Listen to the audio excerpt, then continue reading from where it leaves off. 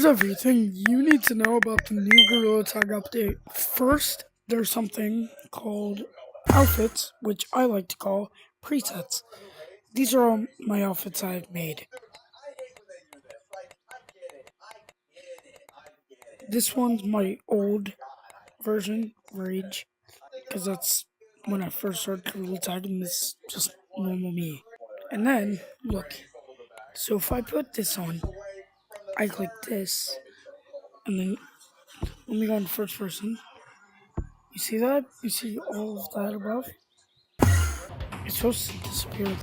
Or maybe let's try this out.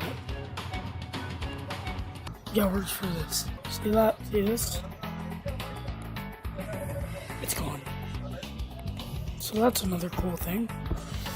But this isn't from this update. This is from the last update. They added language servers, which I would go into Espanol because I know some Spanish.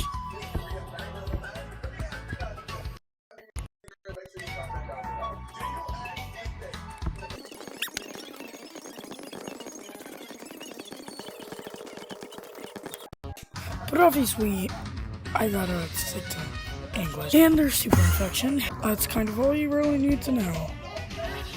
So, yeah, play this update. It's peak.